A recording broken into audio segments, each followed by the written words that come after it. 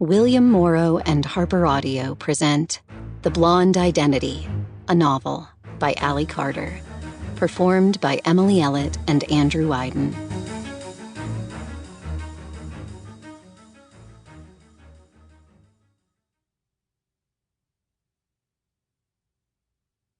For the Gigis, I'm so proud of you.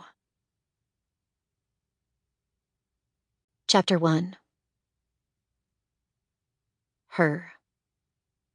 Here's the thing about waking up with no memory in the middle of the night, in the middle of the street, in the middle of Paris.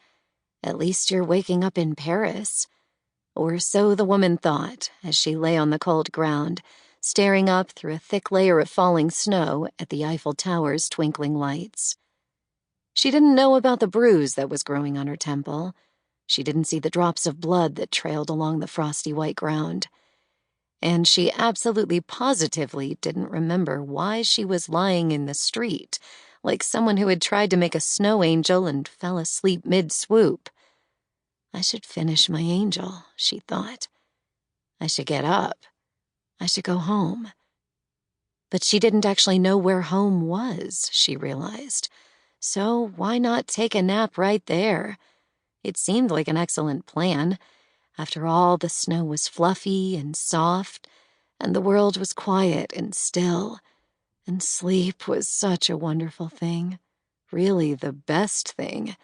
She didn't know her own name, but she was certain that sleep had to be her favorite hobby ever, so why not close her eyes and drift off for a little while? Really, no one would blame her. But then she heard the low moan of the motorcycles, the shouts of the men, and a figure appeared over her, blocking out the Eiffel Tower's shimmering glow, casting a shadow in the middle of the night, blurry, dark, and shouting, "Get up, Alex! Run!" So my name is Alex, the woman thought, just before she realized she was probably going to die.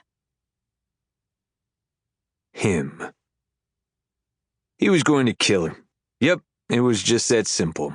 At that place in time, he had 2 items on his to-do list. 1, find Alex. 2, kill Alex. The 3rd item would have been save Alex, but he decided to scratch that one off in Venice. By the time he tracked her to Marseille, he had added maim Alex.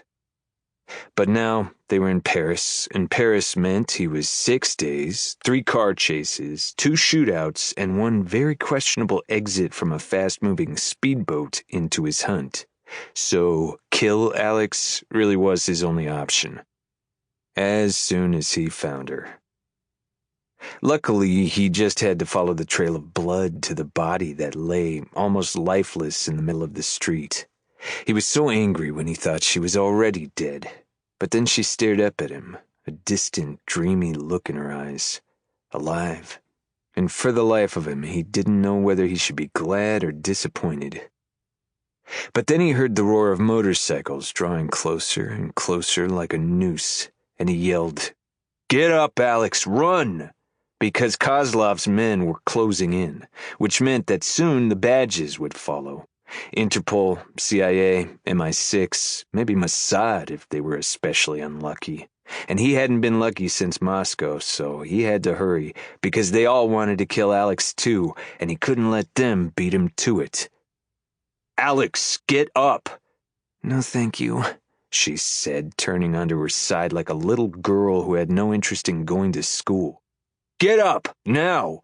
"5 more minutes." "Alex!" That was when she saw the gun in his hand, cocked and ready. Fear filled her eyes, and for a moment she looked like a woman who had never seen a gun before, like she'd never seen him before, which was the moment he knew something was terribly wrong. With her, with him, with this. Alarm bells were sounding too loud in his head. "Alex?" he asked as shots rang out. Instantly he spun and took aim. And by the time he turned back, Alex was already gone. Chapter 2. Her. She didn't know how far she walked, or how long she walked. Sample complete. Ready to continue?